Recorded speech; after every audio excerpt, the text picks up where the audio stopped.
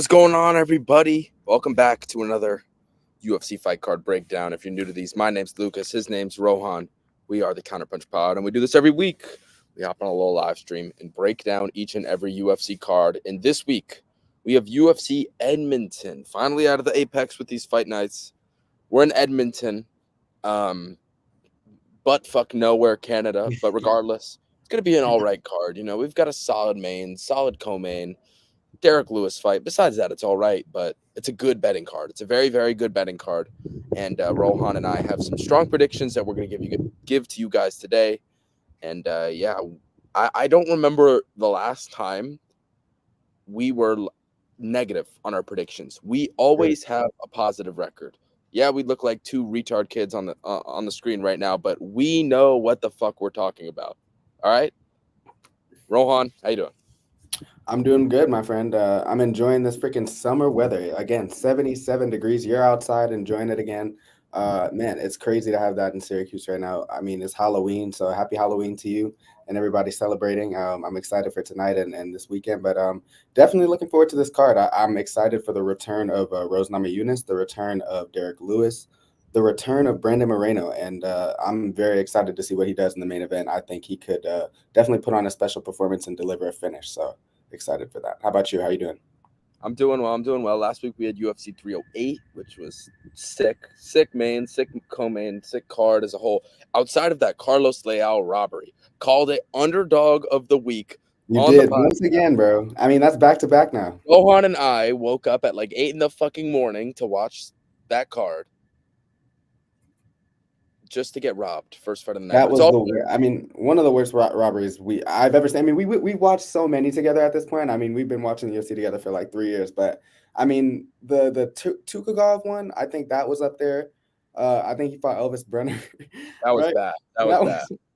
That was really bad. Jocelyn Edwards had a really bad one, but this one, man, it might be at the top of the list. I mean, there's no way 30-27 to Fakhretdinov is outlandish, man. So I mean, the judging is never going to get fixed at this point. I don't have any hopes or expectations, but all we can do is laugh at just an insane fucking scorecard. Insane, but whatever.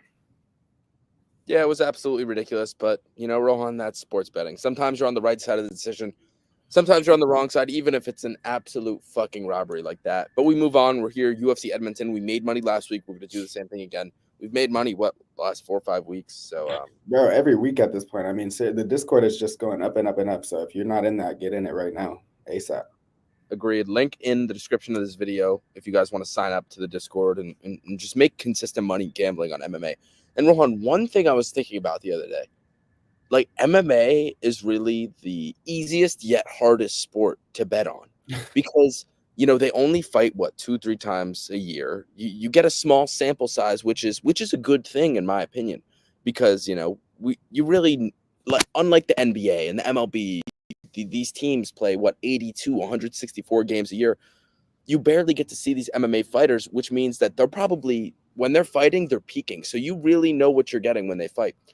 But at the same time, like these judges can really fuck you over. So it's crazy. It's an easy sport to bet on, but at the same time, you can definitely get screwed over. But let's go to the chat here. We got my boy Mentality in the chat. Only one.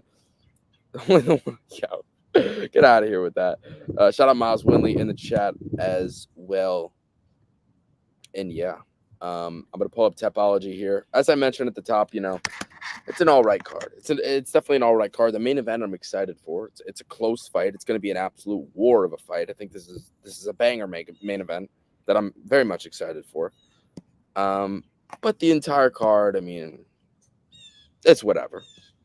It's definitely whatever. But yeah, we're here. We're gonna break these fights down and let's get into it. You can see my screen, correct? Yes, I can. All right, let's get into it. First fight on the card. Jack Shore versus Youssef Zalal. One of my biggest bets of the year was on Youssef Zalal at big plus money against Billy Quarantillo, making his return to the UFC. And I just knew, like, this is a guy that had a close fight with Ilia Topuria. He gave Ilia Topuria his hardest fight of the UFC, not even close. He gave Damon Blackshear a very close fight. This guy's high level. He took some time off. He's 28. He's in his prime. He came back against Billy Q, who looked like he was, you know, getting worse, declining a little bit. And yeah, had a big bet on Zalal at plus money, got him before the line movement, and cashed big time. I know you remember that Rohan was back in Yeah. what for April. Yeah. That was March. yeah. And now he's taking on Jack Shore. He's had 2 fights since returning to the UFC. He had that Billy Q fight, submitted him. Had that Jarno Aarons fight, submitted him. Now he's taking on Jack Shore. Jack Shore's a tough fighter to read because at bantamweight he was really good. You know, he had that size advantage, 5'8", 71-inch reach. But now he's up at featherweight and he's pretty much blending in with everybody else. He has no size advantage, and I don't know. Jack Shore's thing is pace, volume, and takedowns, and that's just not something you're going to be able to do to Zalal. I understand the line, minus 230. I'm pretty sure it's up to like minus 300 at this point. Makes sense. I just feel like Zalal is better everywhere and is just more fit for the weight class. I honestly like Shore better at 135. Obviously, it must be a tough weight cut, but I mean, he looked like complete piss shit in that Joe Anderson Brito fight. Yes, he beat Makwan Americani, but Americani's done after one. I like Zalal. I think he's probably the best parlay piece of the week here. What do you got? Yeah, I'm with you. I mean, I've seen a lot of people on MMA Twitter, on the other side of this, talking about how Jack Shore is, looking to, get back in the win column here. But look, I was so impressed with Yusuf Zalal in the Quarantillo fight, and then again in the Jarno Aarons fight, which wasn't like an easy matchup whatsoever. And he's been very impressive, like getting dominant victories, scoring finishes, back-to-back rear naked chokes. Like he's looked very, very good in the wrestling of his. Just the purpose with which he goes at the with which he enters the pocket to look for takedowns, the timing, like he's improved everywhere in his game. And I do think that he'll have a wrestling advantage in this fight. I know that Jack Shore has solid wrestling, and solid striking. He's pretty decent all around. But Zalal, I just think, like you said, he's higher level. He proved that in his first stint in the UFC, and he's starting to do it again in his second stint because he just looks really, really polished in his last couple of fights. And I just think the speed advantage he has, I think just the grit and determination he'll have. This is not like, there's a Canadian fighter here, so nobody's going to have that home crowd cooking or anything like that. And I think that Yusuf Zalal has the momentum behind him, and yeah, I like him to score a finish or just get a dominant victory, honestly. And I do agree with you that this is a very strong parlay piece. I've seen a lot of people, liking that plus money tag on Jack Shore, but I'm not one of them. I think that Zalal is going to win this. Yeah, I agree. There's a reason his line's only growing. Both fighters very well rounded. I just feel like Yeah. Zalal's better. Zalal's better everywhere. Simple as that. Yeah, that's it. Let's move on to the next fight, second fight on the card. Jamie Linhorth versus Ivana Petrovic. I mean, you guys know I have absolutely zero interest in fights like this, but I guess we'll break it down. I mean, Jamie Linhorth should never be a minus 200, and Tapology puts those lines in at the beginning of the week. I'm curious if she's getting bet down. No, she's minus 220 now. Very interesting. Yeah, she lost her debut against. Wait, no, she beat Haley Cowan, and then she lost to Veronica Hardy. So she's 1-1. On the flip side, you've got Ivana Petrovic. She subbed Na Liang in her last fight. Luana, I mean, both these girls suck. It's just the battle of who's worse. I say this a lot, but who's worse? Yeah, I'm gonna agree with the line. I think Ivana Petrovic is worse. That loss to Luana Carolina was bad. I mean, she just looked like complete shit in that fight. Got clearly 30-27 against Luana Carolina, who we all know is not good. And then beat Na Liang, but Na Liang is another fighter that's round one or bust, and Petrovic obviously took advantage of that and got the job done. Yeah, Jamie Linhorth, she's got cardio. I'll give her that. She'll hang around. She's good everywhere. All right everywhere. I won't say good. She lost to Veronica Hardy. I don't think Hardy's bad whatsoever, so not a bad loss at all. She beat Haley Cowan. It's a whatever win. Do I think Jamie Linhorth should be minus 220 in any fight ever in the UFC? Not at all. Maybe against Na Liang. That would make sense. Outside of that, no. But I'll pick her to win. I mean, she's just better. Simple as that. I'm not putting any money on this fight. Why the fuck would I lay juice on Jamie Linhorth? Makes zero sense. But who you got? Yeah, I mean, these type of low-level female fights are very, very unpredictable. So it's hard to feel confident on either side. And minus 200 on the Van Hoort side is crazy. But I will say, or Linhort, sorry, watching her tape, she is very big for the division. Like her frame, she is really large for flyweight. And the thing about her is she doesn't really use that frame to her advantage. She's not really the aggressor. She's very passive in there. She waits for her opponent to throw first. And Petrovic, like, while she will sometimes throw first, she's not gonna like connect all the time because she's kind of just all over the place with her striking, and that was evident in the Luana Carolina fight. And I do think that just the overall size advantage that is on the Lindenhorst side, she'll use it in this fight, and to be able to clinch her up, slow it down, make this fight at her pace. Obviously, it's in Canada. She's Canadian.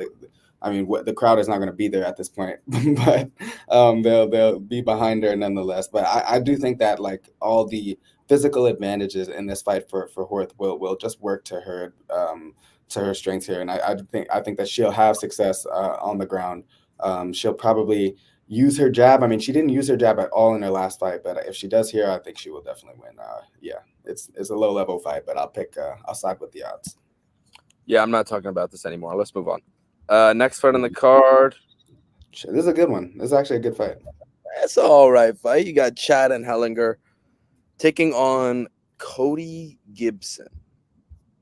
Cody Gibson pissed me the fuck off. I mean, this guy, Jesus Christ.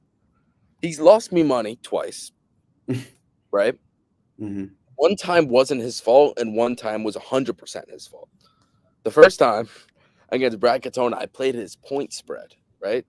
Mm-hmm. He clearly won round one against Brad Katona, clearly. And, of course, one judge gave Katona the 30-27 win, so I don't hit that bet. I don't blame him for that. Whatever. Then he fights Miles Johns, and I bet on his money line against Miles Johns. This guy is so big for the weight class. 5'10", 71-inch reach at bantamweight. Mm-hmm. And he just goes into a brawl. Doesn't use his range. Just fights like a complete fucking idiot. So I just stayed away in this fight against Kelleher. Submits him as he should have. On the other side, you have Van Hellinger, who's just a vet. He's a grizzled vet. Beat Charlampos Gregorio in a solid win. Before that, lost back-to-back to Jose Johnson and Alatang Haili. I mean, I really don't know where this guy's at. I mean, he's got pretty good boxing. He can kind of wrestle. He's got great cardio. Again, another fighter that's all right everywhere. I just feel like if Cody Gibson fights smart and uses his range, he'll win this fight. I mean, 7-inch reach advantage, 4-inch height advantage. It's just, will he do that? Mm-hmm. I don't know. I guess I'm going to pick Chad. I'm going to stick with my gut. I think Cody Gibson's a complete idiot. I'll pick Chad and Hellinger in his hometown, but I wouldn't be surprised if Cody Gibson uses his brain, but you never know. So give me the dog here and Hellinger. Who do you got? Yeah, that's a great breakdown of the fight. I mean, honestly, Cody Gibson, like you said, huge for the division, and he did use his range in his last fight against Kelleher. He fought a really really nice fight. I mean, just watching it back, he was popping out that push kick, the teep, using that to keep his distance. Popping out those straight punches, and then when he found the timing, he was going for the takedowns. And I think, like, obviously, Angeliger, like he's a dog, like you said. He's a really grizzled vet. He knows what he's doing in there. He'll have success defending some takedowns. But I think that's ultimately what Cody Gibson will try to do here is mix in the wrestling and make this kind of like an ugly fight, get it to the ground, and try to do work from top position. I think he has, like, again, I talk about the physical advantages. He's got all those against Chad and Helliger, as he did against Brian Kelleher, who's another guy that came up, right? Like, I think he's going to have the chance to score takedowns here. Somebody that's a little older than him at this point. And I do think that overall, over 3 rounds, I don't see a finish here. Both guys are very, very tough. I think that's going to the judges' scorecards 100%. But in that scenario, I do trust Cody Gibson. I know you're having a harder time than me, but I do think that he will use his reach and his length to get a victory here. So I'm going to pick him. Okay, fair enough. I mean, I'm not going to fight with you. It's a low-level fight, but I'll go on the other side. I'll take in Hellinger. I just think he'll have more of he's just more of the grizzled vet here. He'll fight. I can trust him to fight smart, but, Gibson, if he wants to fight smart, he wins this fight clearly. I just can't trust the guy. Let's move on. Next fight on the card, we have Surrey City taking on Garrett Armfield. Yeah, it's another very, very, very close fight. Surrey City had his last fight against Ramon Tavares. Lost that fight. I thought he won that fight clearly, but he lost. And then had that fight in the Contender Series also against Tavares, in which he finished Tavares, but the stoppage came insanely early. Now he's taking on Garrett Armfield. Garrett Armfield is insanely confusing, right? Makes his UFC debut against David Onama, gets choked out. That was on short notice. And on a weight class up, I won't fault him. Then he beats Toshiyama Kazama, looks great in that. Good for him. Then he beats Brad Katona, a fight I thought he lost, but he was competitive in there, so I respect him for that. And then he loses to Brady Heastand in just an absolute slugfest. You don't want to get into a slugfest with Heastand because he will capitalize. It's tough because I think this fight stays standing. And I feel like this is the definition of a moment winner in Surrey City versus a guy on Armfield who's Surrey City's going to win the minutes and Garrett Armfield's going to win the moments. Armfield has incredible power. But on the flip side, Surrey City is, he's going to stick behind his jab, his 1-2. He's going to do that all day. I'm going to pick Surrey City here in front of his home crowd. I think he's got a 2-inch reach advantage, 5-inch height advantage, not a lot. But he's not a dumb fighter, and he's also insanely durable. We saw that in the Ramon Tavares fight. I don't think this guy is going to go out easy. I think he's going to be there. He's going to sling leather, and I think this one's going to go to the cards. And I think Surrey City's just going to do enough. I'm gonna pick a Surrey City 29-28. I wouldn't be surprised if this goes to split, just because Armfield may drop him once. Mm-hmm. But Surrey City's not getting finished. This guy's extremely durable, and I'm gonna pick him to win the fight. What do you got? That's the thing. That's what makes it a little tough because Surrey City, like you said, moment winner. He's the better striker. He's the more polished striker. He knows how to fight going forward and back. He can back up while still throwing. He likes to fight behind those teeps to use his range, his jab and his two. But like Armfield's got power, and the thing about it is watching that Tavares tape, like he got dropped. And I mean, like his defensive striking, it needs work. Like, and I think that if there is going to be somebody to get dropped in this fight, it's definitely going to be City, because Armfield, like, he throws with a lot of heat on damn near every punch he throws. And City is not great with his head movement. That's the one thing. Like, backing up, he's very, aggressive going forward, and he's looking to land and mix up the targets. But then going backwards, it's just like his awareness is not there all the time. He leaves a lot of openings. His hands are low. And Tavares, he had landed a cleaner at the end of the first round, I think it was. He dropped him pretty bad, and the buzzer sounded. That was kind of a savior for him.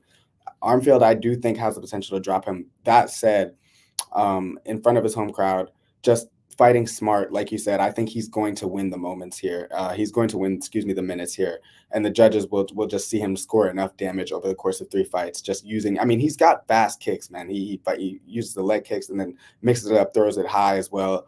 I think he's unpredictable enough to catch him a few times as well. So I'm going to side with you. I think Surrey City will get the job done. Yeah, I like the pick. You're muted. Sorry. We got my boy FBA in the chat asking for a UFC 310 main. 310? Is that Jones? No. That's what is fucking that was Shavkat Bilal, but yeah. He's talking about who's gonna be the main. Yeah. I don't know. Who's next in line? Welterweight. I think it's gonna be Usman versus Shavkat is my prediction. I guess, yeah, Usman makes the most sense. But man, we haven't seen him in so long, and he's gonna get murdered by Shavkat, dude. Yeah, I don't know. We'll see. I'm gonna go Usman. Like that matchup at all for Usman, but yeah, that does make the most sense at the moment. If it's a 5-round fight, which it will be if it's for an interim belt, Usman stands a real chance, man. You can sleep on Usman. You can. JDM. Wait, shut up. Yeah, I don't know, man. JDM won't be nice, but he won't sell like Usman. I don't think either of them really sell. Nobody's gonna go buy a Kamaru Usman pay-per-view. He wasn't really selling in the first place. Yeah, the only one that sold was the Covington one. Even the Edwards ones didn't really do all that well. But at this point, interim belt, I think that's Shavkat's title. Like, whoever fights him, I think he's gonna get his hands raised. But yeah, I think Usman makes the most sense at the moment, just given where he is, given that he took the Khamzat fight on short notice and gave a great account of himself. I think that should earn him points with the UFC. So I think they should do him a favor and give him the shot. I do agree. Kamaru Usman. Yeah, I agree. All right, let's move on. Next fight on the card. Alexander Romanov taking on Rodrigo Nascimento. One of my easier picks on the card, and it's actually the underdog. I'm going to take Romanov here to win. I saw he lost all that weight. You know, when he was losing fights, he was a fat fuck. Looked a lot better. He's improving his boxing. Yeah, I just think he wins this fight. Yes, he got submitted by Jailton Almeida, but there's no shame in that whatsoever. Jailton Almeida is an absolute beast. He beat Blagoy Ivanov, looked pretty good in that fight. And then, of course, the back-to-back losses. Jesus Christ, that Volkov performance is one of the worst performances I've seen in my life. But no shame in it. Alexander Volkov's a top heavyweight. Lost to Marcin Tybura after just gassing in round 1. And then beat a bunch of bums by early submission before that. On the flip side, you have Rodrigo Nascimento, who just hasn't beat anybody of note yet. I mean, he beat Tanner Boser by split decision. Boser's whatever. He beat Ilir Latifi by split decision. Whatever. He beat Dante Almays by unanimous decision. A lot of people thought Dante Almays won that fight. And then lost to Derek Lewis, got knocked out. I don't know, man. It's a tough fight to call, but at the same time, I'm going to pick Romanov. I mean, I just feel like although Nascimento is the younger fighter, I feel like Romanov is younger in fight years. We've seen Nascimento. He's had how many fights now? He's had 13 fights, but you know he got brutally knocked out by Derek Lewis in his last fight. We don't know where his chin is, and Romanov. If this guy comes into this fight in shape, which it looks like he is based on his Instagram and whatnot, I think he wins. I think his jab looked really good in that Blagoy Ivanov fight. That jab too looked really good, and yeah, I think although he has a 5-inch reach disadvantage, I just feel like he's the better fighter everywhere, man. So now that I'm talking about it, I don't think it's as clear, but Rodrigo Nascimento I just think is complete piss shit, so I'm going to pick Alexander Romanov. Who do you got? I kind of agree with you here. I mean, like earlier in Romanov's UFC career, I remember this guy. He was kind of like a world beater. He was cooking these lower competition. I mean, he had great wins. I mean, well, not great wins, but Juan Espino, he dominated. Rogerio de Lima dominated. Roque Hey, Roque. Whoa. No Roque Martinez hate over here. No, no hate, bro. That's why I haven't heard his name in a while. I was just laughing the fact that it came up again, but he had 4 impressive wins in a row to start his UFC career. I mean, 5 with the Chase Sherman, but again, very, very low level. Then he takes a step up. Tybura, bad loss. Volkov, really bad loss. Almeida, again, got sub, but no shame in that. I think that Romanov is still by far the better wrestler in this matchup. I think that given that he's coming into this fight in shape, improved boxing, we hope. I think that he'll be able to hang on the feet and not get caught by Nascimento, because Nascimento is going to look to land his power shots as he always does. It's not always, a recipe for success. He's always going to decisions, but he's usually, throwing with heat. And I do think that Romanov will just be able to withstand some of those shots and try to just mix it up, because Nascimento in the clinch, I think he doesn't really do all that much. He just hangs around. Romanov can get him to the ground, threaten submissions, I think even. I just think that the overall threat of a finish is higher on the Romanov side, and I think he's more polished as a fighter. So, yeah, I like him at plus money. I think his losses aren't really the worst if you look at them for what they are. And as you said, Nascimento really, I mean, who's he beat? Mays, Latifi, and Boser. I mean, Boser, I guess, was good at the time, 2022, but not really. I'm not really holding any of those wins with any weight. So I do think that Romanov has more path to victory. So I'm going to pick him. Yeah, I agree. I'm with you. Let's move on. We got my boy Triad in the chat saying, perfect day to be outside. It's a beautiful day. Beautiful day. Bro, climate change. It's bad. And some people don't believe in it, but man. 30 degrees last week. Now it's what, like 70, 75? Exactly, bro. Crazy. Beautiful. It's great. We're in the middle of buttfuck nowhere in New York, by the way. Usually it's freezing during this time of year, but it's beautiful. It's sunny. It's nice. About to go do some boxing after this. It's gonna be great. Let's move on. Next fight of the card: Charles Jourdain versus Victor Henry. I'll keep this one short and sweet because I got to piss. But I like Victor Henry. I think Charles Jourdain is ass. One of my biggest bets of the year, another one, was John Silva versus Charles Jourdain. Man, has that aged beautifully, Rohan. absolutely beautifully. Remember, I had that bet locked in about a month and a half, 2 months before the fight. It was like plus 180 Jean Silva, something like that. And I mean, I absolutely hammered it. And John Silva absolutely fucking destroyed Charles Jourdain. yeah. Man, that paid off. Yeah, I think Jourdain's not good. I just don't think he's good. He beat Kron Gracie, who fucking sucks. He submitted Ricardo Ramos, who gets submitted by every guillotine ever. Outside of that, I mean, he's losing to Nathaniel Wood. He's losing to Sean Woodson. He's losing to Jean Silva. Victor Henry, I don't know if he's declining. That's the problem. I mean, he's 37 and a half. He beat Ronnie Yaya, which doesn't really prove anything. I mean, at least he finished him. I don't know, man. I just feel like Victor Henry's going to be too much volume, too much cardio. At an underdog price, I'll take him.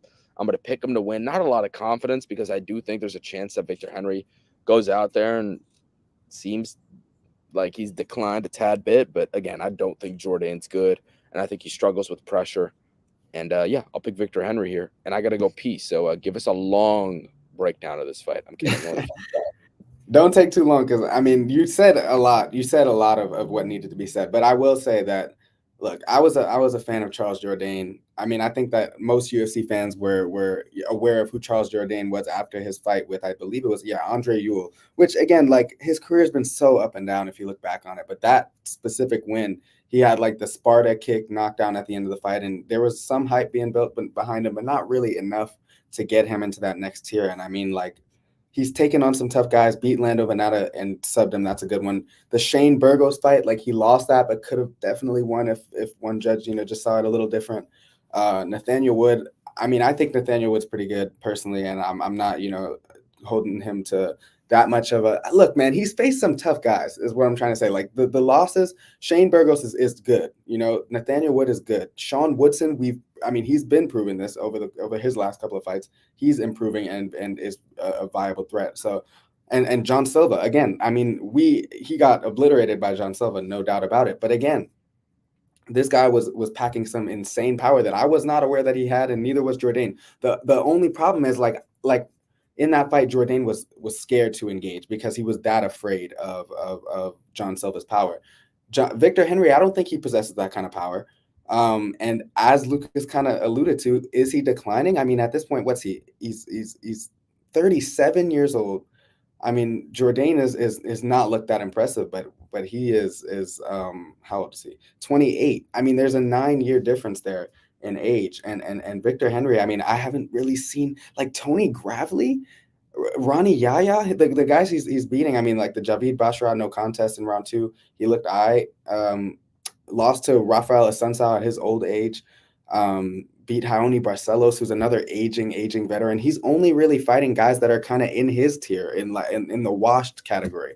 And while I do know that Victor Henry is a veteran, I think that Jourdain. Look, I gave a long breakdown, but I'm still going because I don't know. This is a tough fight, but I think Jourdain. I'm on the other side.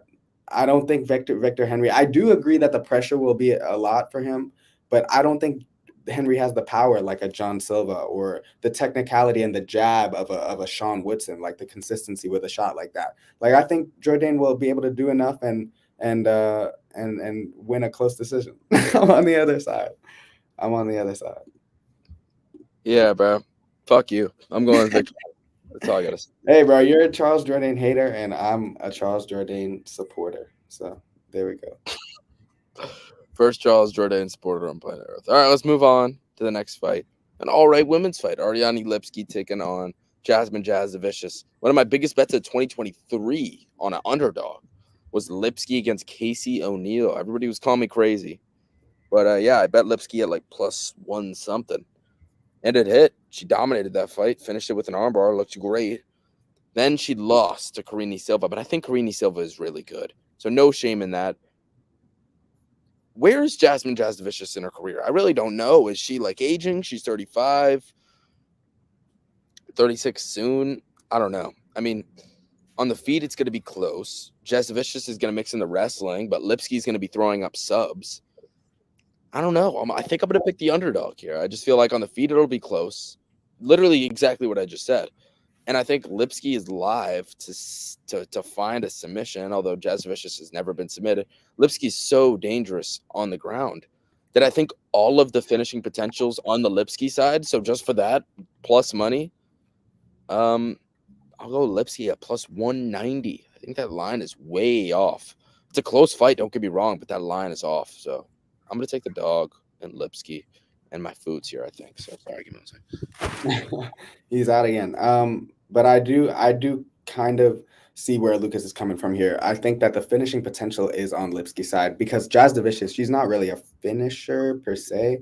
I mean, she has a good win by Darce over Priscilla Cachoeira, but like Priscilla Cachoeira, come on, every other fight is unanimous decision. So she's not a finisher.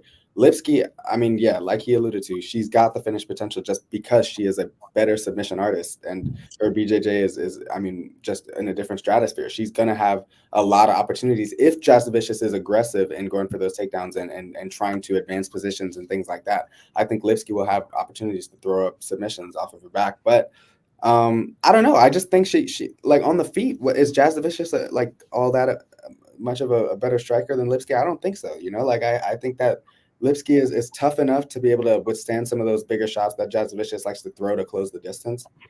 She can eat some of those and throw back. I think she doesn't do the best job, and I hate it when like these women like how I'm trying to just gauge how the reach of Lipski. She's 5'6" and with yeah, okay, so she's not that tall, but she looks like she has decent size for the division. She doesn't really use it the best. Like her jab isn't the most effective. I wish it was because that would be a good tool. Like that's the type of shot you want and to keep Jazz Vicious away. But to your point, if Jazz Vicious is able to get it to the ground, Lipski can not only submit her but cause chaos and cause enough like of a scramble to be able to get back up. I don't think Jazz Vicious is going to be able to hold her down in dominant positions for minutes at a time. So I do like the pick, and I'm going to side with you once again, underdog. I think the price is off. I think it should be way closer to even money. So yeah, Lipski. Yeah, as I mentioned, it's a close fight, but I mean this line is ridiculous. So Yeah, I'm gonna probably place a bet on Lipski here. Let's move on. There's a big card here. Next fight, it is a big card. we've got Ayman Zahabi versus Pedro Munoz. This is a good fight.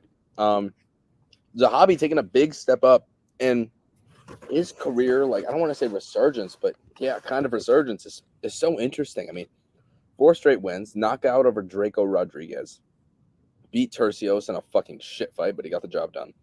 Knocked out RBG Lang, great knockout there, and then beat Javid Bashra. That was a good win as well. And now he's facing Pedro Munoz, which is an obvious step up and an obvious step down for Munoz. I mean, he's going from guys like Kyler Phillips, Marlon Barrow, Chris Gutierrez, Sean O'Malley, Dominic Cruz, to Ayman Zahabi. I don't know, Rohan. I'm going to let you go first here because this is – I have no fucking idea with this one, to be honest. I'm lost. I have no read. I mean, this is a tough fight because I think just like you were saying, that the level of competition, because Pedro Munoz is the ultimate gatekeeper. I mean, that's all his job has been at this point is to gatekeep. And so it's like the UFC are testing Zahabi here to see if he is built like the likes of a Kyler Phillips, who now we know after, his last couple of wins, he is a real prospect. He is a real threat. So like, or actually, no, he just fucking lost to Rob Font. What am I talking about? He looked terrible too. But still, I mean, he beat Pedro Munoz. So there was that. Like Marlon Vera had to go through Pedro Munoz to get to Sean O'Malley. Things like that. Same with Sean O'Malley. He had to face Munoz to get there. So is Ayman Zahabi that same level of prospect? I don't know. I think he's pretty good everywhere. That's the thing. Like he's got just decent offensive pressure. I like his style of striking. Like he's aggressive. I think that is the style that you need against Pedro Munoz. You got to be in his face because if you let him be the aggressor, he'll leg kick you to death and he'll get underneath your skin. I don't think Zahabi will allow that in this matchup. I think he's going to be the one to just be putting the pressure. And honestly, I just have trouble really picking Munoz with any confidence at 38 years old. He's taken so much damage over the course of his career. O'Malley put a beating on him until the fight was called off. Vera put a beating on him. Phillips was doing him dirty. Like he's going to decision, but he's eating a lot of damage as well. And I just think Ayman Zahabi, I mean, he's got the momentum behind him. He's 11-2. He's at home. I do think that I'm not the biggest fan of his frame, but I just think that he does use it better than a lot of these guys. I think he'll be able to withstand some of that heat that Munoz still packs because the power is still there. But I don't know, man. I don't know. I think I'm going to side with Zahabi with very, very, very little confidence. But Yeah, it's a decent step up. It is a decent step up. Just looking at his past competition, Javid ass, Ricky Tercios's ass. I mean, yeah, I don't know. It's tough, but I'm gonna say he's ready. I don't know. No confidence though. Negative confidence. Yeah, I also have zero confidence. Like, I really have no idea. I'd say, like, oh, I'll pick Zahabi because he's the up and coming guy, which according to his career arc, he technically is, but the guy's fucking 37 years old. So, what the fuck was that? You really don't.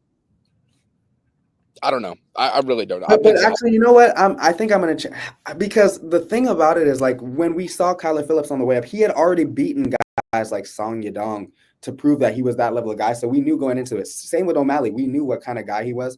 Like with Ayman Zahabi, I think it's less clear. Like because the wins over Javid, like he looked good, but it's Javid, and he looks good, but it's Tercios. You know, like he's not facing good competition. And Munoz is as much of a veteran as he is. He's kind of one of those RDA type guys. Like he's always gonna, if he's able to, he's gonna give a decent account of himself. So I think this is gonna be a very close decision. Honestly, I don't think either one gets finished. So I think it's gonna be a really close decision. But I'm gonna say pick him. That's my prediction. What a bold prediction from Rohan. It's he gives no prediction. It's tough, man. But yeah, I'm gonna pick Zahabi. I'm gonna pick Zahabi by decision. I don't see it finishing this fight at all. Okay. Yeah, we're kind of on the same page there. We can move on. Let's move on. Mike Malott taking on Trevin Giles. I'll go Malott, I guess. I mean, Malott. There's so much pressure on this guy's shoulders. I know, bro. Holy shit. He like made himself this face of Canada type fighter, then went out there and was probably one of the only fighters to ever get finished by fucking Neil Magny. I mean, that's a fucking embarrassment. But at the same time, the guy's not like horrible. I mean, he's good everywhere. He's got some solid kicks. He's got great jiu-jitsu. I saw somebody like compare him to GSP before that loss. But Trevin Giles, I mean, I just feel like he's kind of on his way out. Got brutally knocked out by Protez, which can't help with your chin. Lost to Gabriel Bonfim. No shame in that, but, you know, split decision to Preston Parsons. You know, maybe, I don't know. I feel like this line is insane, but. It is kind of. It is. I'm going to pick him a lot, but I'm thinking about betting Giles because this line is nuts. Fair. I'm going to pick Malott as well. I look, you laid it out, bro. The pressure on this guy back in Canada, right? Right. No, am I tripping? Yeah. Back in Canada. I mean, the reason that shit was so funny is because, like you said, they were saying this guy was going to be the next star in Canada, and he was walking out. The crowd was, cheering his name. It was a lot of, I was like, okay, is he about to come out here? And usually, I mean, Neil Magny, like RDA, like Pedro Munoz, gatekeeper, like that was the prime opportunity. And he failed the test, bro. He failed the test miserably. So, I mean, this is Trevin Giles now, another guy that's on his way out of the UFC. Interestingly enough, they did fight on the grappling scene, and Malott beat him. So I think he's got that, going for him. I think he'll have confidence in that regard, just being able to take him down and use his jiu-jitsu because I think he's just a better overall fighter. The chances for Trevin Giles will come in the pocket when Malott has his hands down and is just a little careless. That's when Trevin Giles will look to land those short punches that'll hurt Malott. But I think Malott will be smart. Like, he's got to win this. He has to win this fight if he wants any hope of having any relevancy in the UFC. So I think he'll get it done. I do think he'll get it done. The line is kind of crazy, but I think he'll get it done. Yeah, I agree. I think he does get the nod. But, yeah, the line's nuts. I may bet Giles here. All right, let's move on. Moving on. We got Marc-Andre Barriault back. This is the fight everybody was waiting for right here. Marc-Andre Barriault. Barriault coming off 2 losses. Lost to Chris Curtis, split decision. Got brutally knocked out by Pyfer. I mean, that fight barely landed and he got knocked out. I mean, that just shows Joe Pyfer's power. It's a fucking B. Hold on.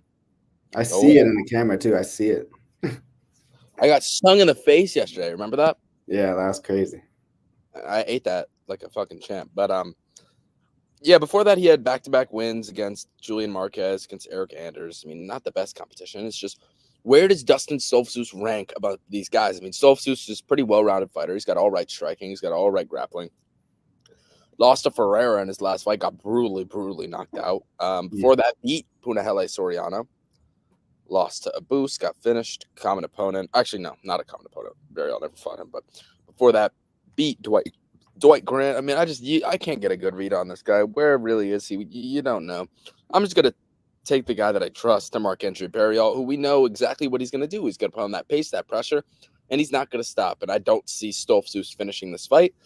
And if you're gonna beat Andre Barrial, you're gonna finish him. So simple as that. I'll pick Andre Barrial to win this by decision. Yeah, I'm with you. I think Stoltzfus is just a little too passive in there. He's, like you said, he's going to be the one on his back foot damn near the entire time. Like, he's a little slick in the sense that he'll capitalize on certain errors. Like, that's how he submitted Punahele Soriano. That's how he, gets some of these wins of his. But, like, I don't think that Barrial is going to give him any chance like that. It's going to be pretty strictly standing for this fight, I think. And Barrial's boxing is just way too clean for Dustin Stoltzfus. I think Stoltzfus is going to be having to evade a lot of these big shots. He's going to have to fight the pressure and work against the fence a lot of the times, which is going to be annoying for him.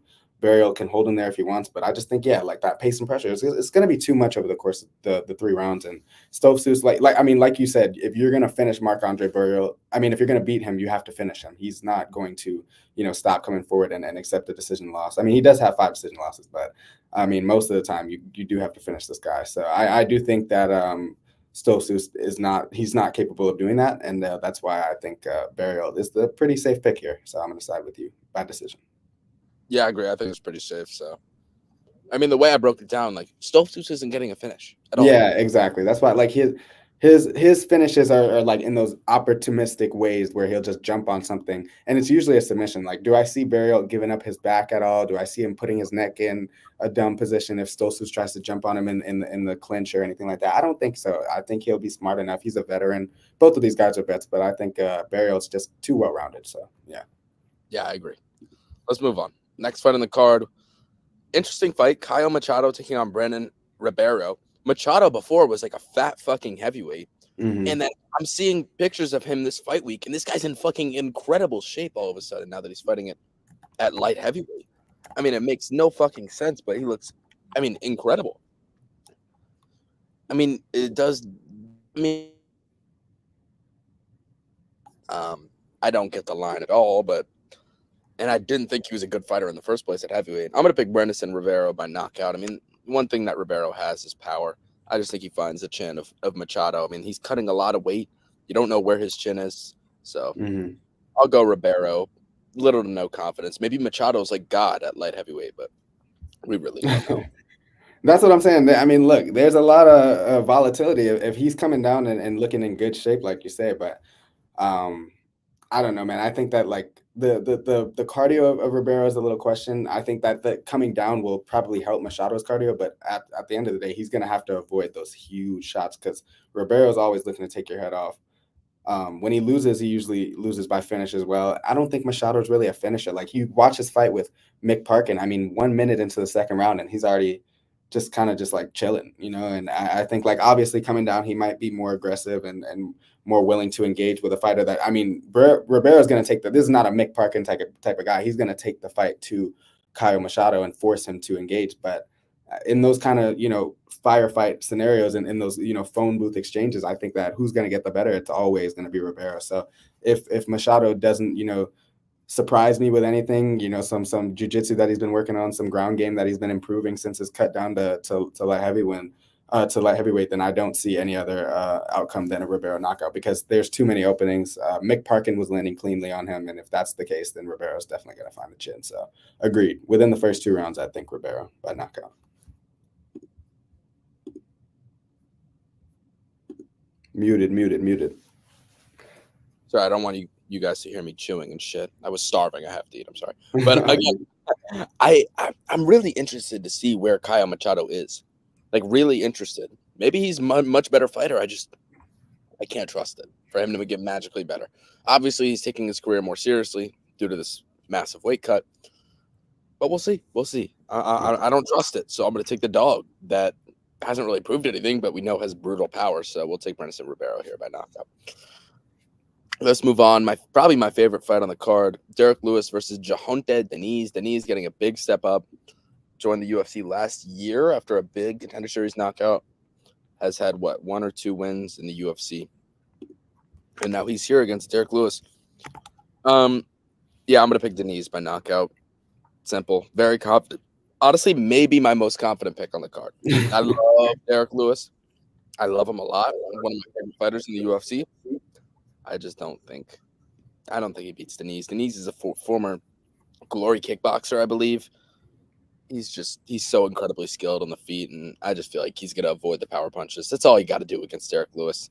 He'll defend the takedowns. He's defended takedowns against Carl Williams, so I don't see why. If Lewis will probably end up mixing in wrestling. We've seen him attempt that a few times as of recent, but yeah, I think Denise is the better striker. Clearly, I think he's smart enough to avoid the power punches, and yeah, I feel like he should be like minus 300 here. I feel like the line doesn't really make any sense. I'm going to take him to win. What is he right now? Minus 155. Like I'm jumping on that. I'm jumping on that.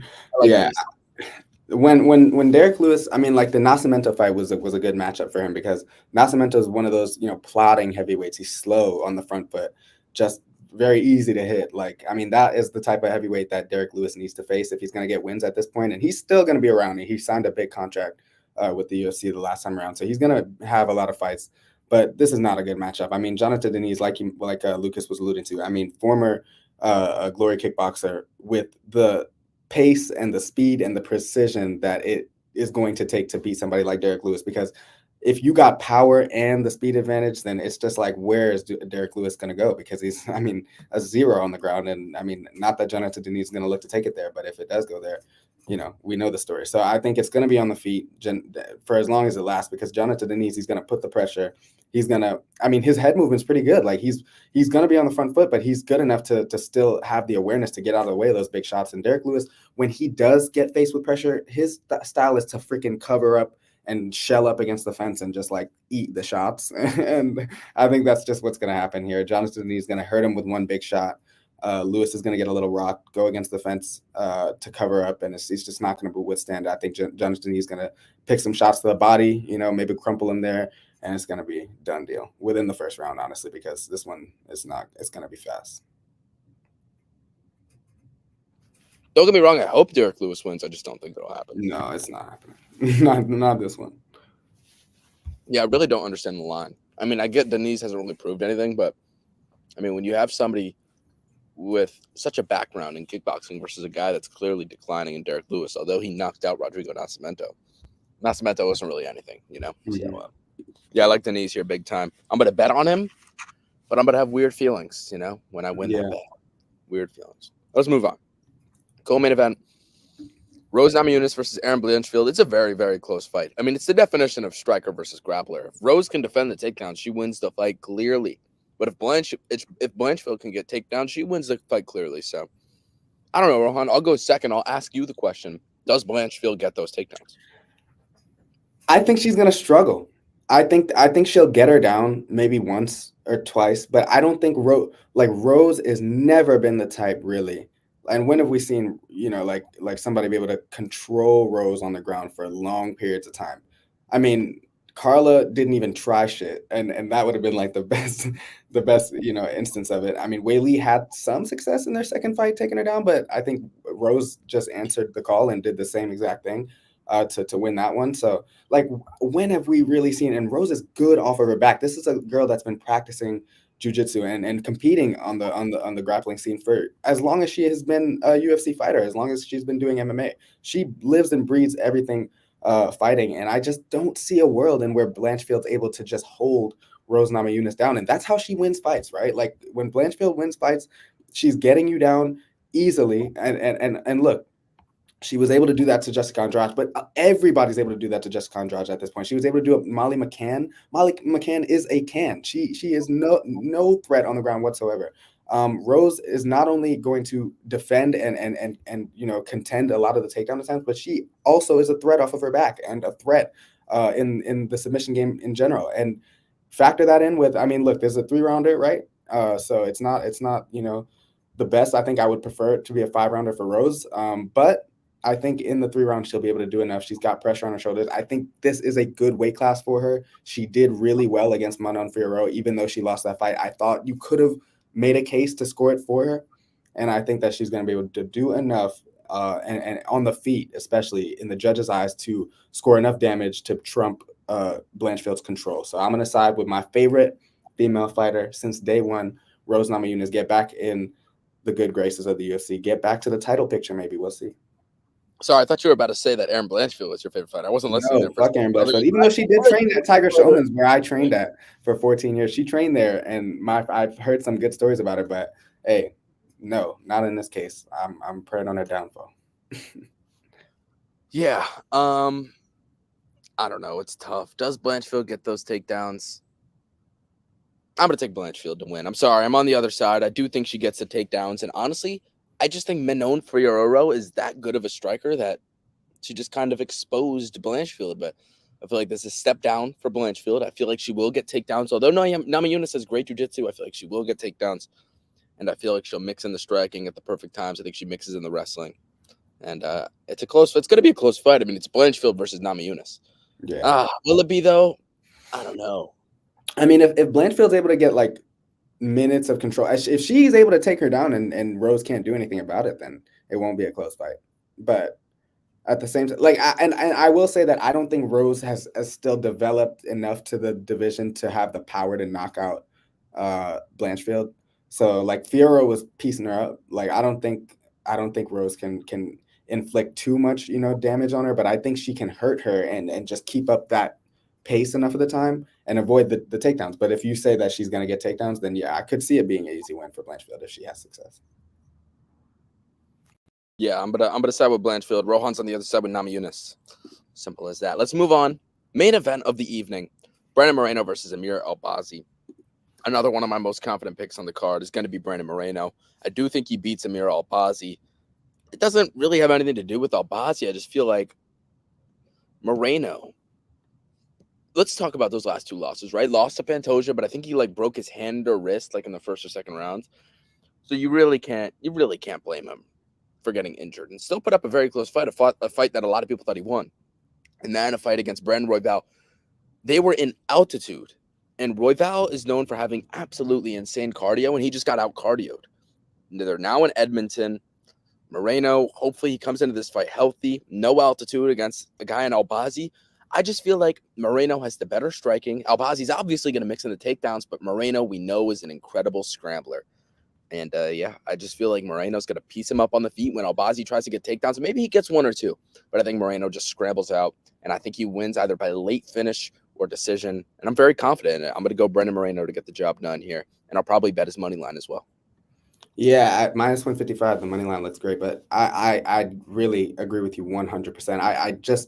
I have a tough time seeing Albazi be able to do to Brandon Moreno what Figueiredo was able to do and what Royval was able to do. Like I don't think that he's got that type of pace and that type of pressure and that type of just unpredictability. I think Brandon Moreno, I mean, I listened to an interview of his earlier this week, and he just sounds like he is is such a great headspace. I mean, he's always a happy guy, but he did admit that like having the belt and having the expectations on his shoulders, it did a lot to his confidence and to his overall stress levels. I think he was feeling the pressure a lot, and now I think he's got the freedom. I think he knows that this is a very favorable matchup if he's able to just keep it standing. And like you said, this guy is one of the best scramblers in the UFC that we've seen, and that is typically the case for the lighter divisions, but this guy is so hard to keep down. And even when he is down, he's not just laying there. I mean, he's always trying to get a full guard, attack submissions, get just back to his feet, even take the back at times. Like I think his cardio with his 5-round experience, I mean, he's fought in how many 5-round fights at this point? I mean, like fucking it feels like 10 in a row. He's built for the 5-round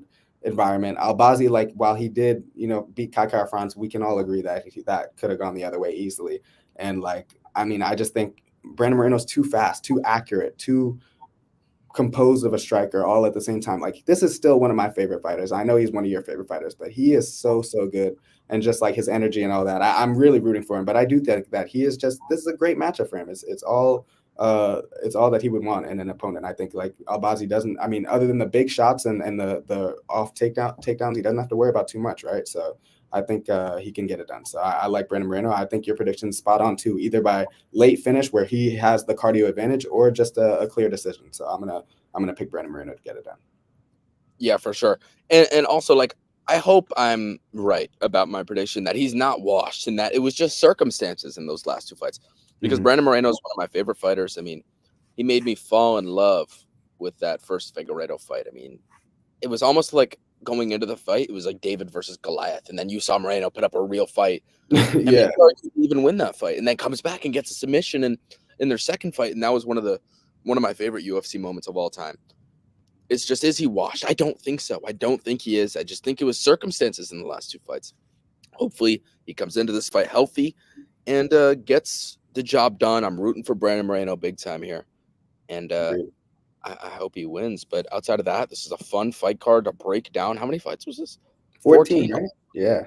A lot of fights. And what time does it start? 5 o'clock. Okay. Mm-hmm. Interesting. Okay. So, we will be there. We will definitely be there. We'll be watching UFC Edmonton. Not the best card, but regardless. It's solid, though. It's solid. It's solid. Got some name value, too. Derek Lewis, Rose, Aaron, Brandon. Got some Aaron. Names. Everyone's there for Aaron Blanchfield. Come on, bro. You don't got to hype it up for no reason. Hey. Aaron Blanchfield. That's an all right card, though. We'll give it that. And then what's next? What's next week? Oh, UFC Apex 100. You guys may see the biggest crash out of all time from me. No. Is it that bad? No, I mean, it's just the fact that there's been 100 events in the Apex and we're in the year 2024 is bad. And it's a new. Hey, but Carlos Prata is about to put on a fucking clinic, though. You're looking forward to that fight? Hey, bro, I love Neil Magny. That's my Haitian brother. But hear me out. Cody Garbrandt upset over Miles Johns.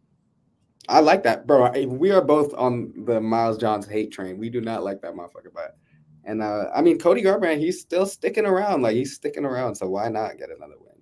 Okay, now that I look at it, Kovalevich is crazy. Oh my god, bro! Hang it up, bro. I have a lot of bets on next week's card. This is actually a Mearshart. I like that. Mearshart's bet. Yeah, it's gonna be a fun card. Mearshart, like, do they never learn? Plus 230 against Reiner de Ritter. Who? They never fucking learn, Rohan. They don't learn. But yeah, that's all we got for you guys today. Hope you enjoyed. Rohan, any final words for the people? Hey, wherever you are in the world, I hope the weather's nice. Enjoy it while it lasts. But enjoy this fight card because it's a solid one. We will see you later in the week. Be on the lookout. IG content we'll be dropping more reels maybe later today, tomorrow, leading up to the card. So be on the lookout for those and join the Discord if you haven't already. We're gonna make money this weekend and every weekend moving forward. So if you're not, get on that as well. But yeah, we appreciate y'all as always. And yeah. Peace. 100% fact. Thank you guys for tuning in. We appreciate you very much. And sorry, as always, I forget our fucking outro. Yeah, the outro music. Hey, coming up on an hour. Need that outro music.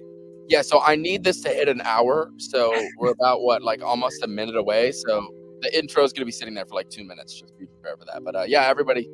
I'm sorry, the outro, the thank you note is going to be there on the screen for 2 minutes. So just feel free to leave. I just want the live stream to hit it now. We're almost there. All right. Rohan, good talking. Hope you guys enjoyed. Rohan. Peace.